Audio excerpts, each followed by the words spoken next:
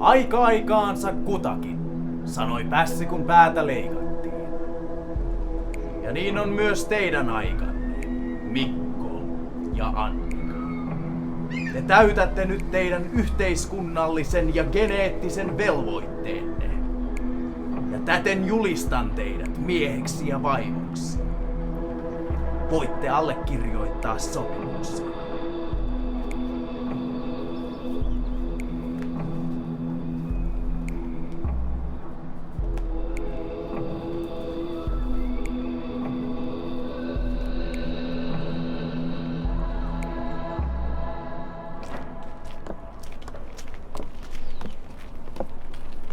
Onneksi olkoon. Kiitos. Nyt sitä sitten ollaan naimisissa. Näin on. Kiitos sulle paljon avusta. Etkö sä Luukas ole meidän ikäinen? Joo, Luukas on seuraavana vuorossa. Mitäs, onks paperit täytetty jo? Niin no kyllähän ne tuli jo postissa. Menestystä tuoreelle aviaparille. Siemennyskone. Kiitos paljon. Joka kodissahan tällaisen pitää olla. Lasten hankkiminen on ensisijainen velvoitteemme. Heti rahan ansaitsemisen jälkeen. Kuinka ajattelevaista? Kyllä meidän nyt kelpaa.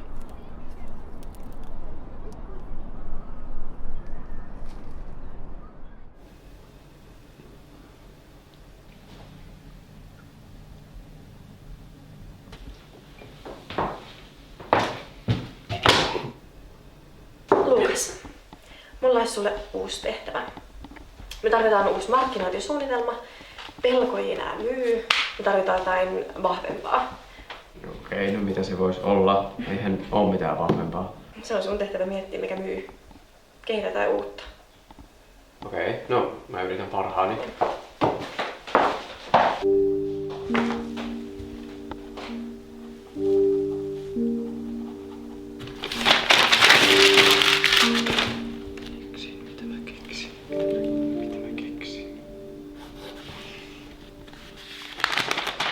Jos olisi olemassa tällainen ihastus, että ei saisi tarpeeksi toisesta ja se olisi vähän niin kuin että tykkäisi, mutta se olisi vielä paljon enemmän.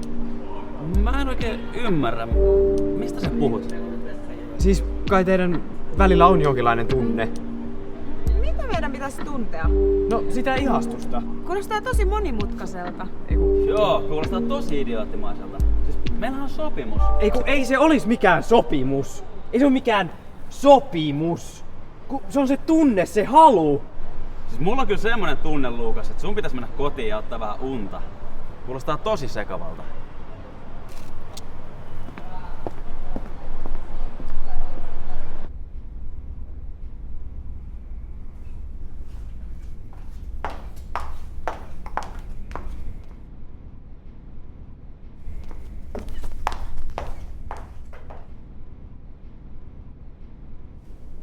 Luukas.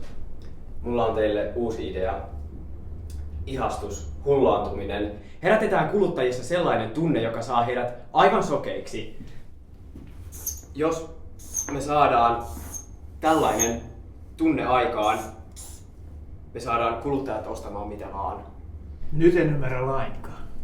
Toihan täyttä sian sontaa. Ei kun mulla on tässä idea.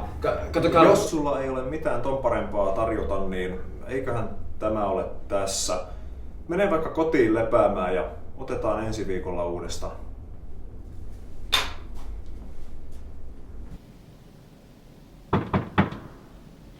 Sisään. Miten menee? Lähdetkö näin yllättäen oluelle? Viimeisten poikamiespäivien kunniaksi. Mulla on tässä hyvin paljon duunia just kesken, että mä en kyllä kerkeä. No harmi, jos sulla kertaa muuta duunia. Onnea sen projektin kanssa. Mennään. Hei, mitä sä teet? Ai, anteeksi.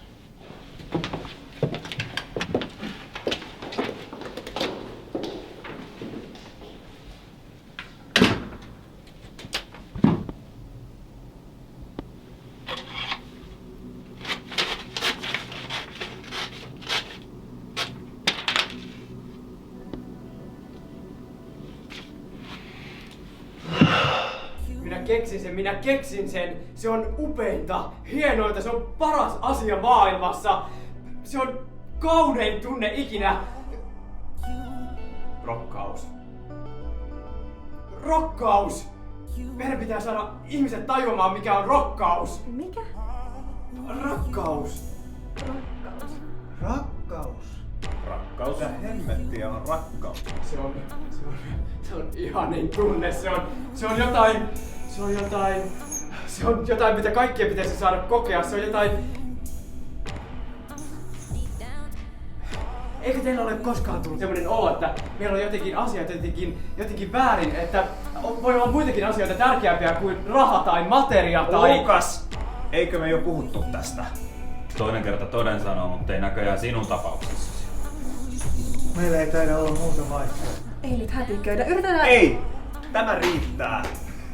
Lukas, voit kerätä tavarat sitä. Selvä tapaus. Meillä ei ole enää käyttöä sinulle. Rauhoitu, Lukas. Ilmoitamme sinusta kuriministeriöön.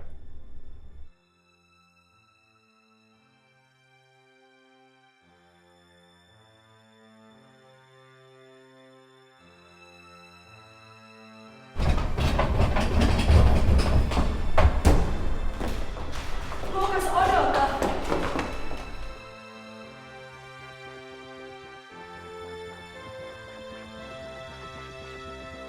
Musta tuntuu, että mä tiedän, mistä sä puhut.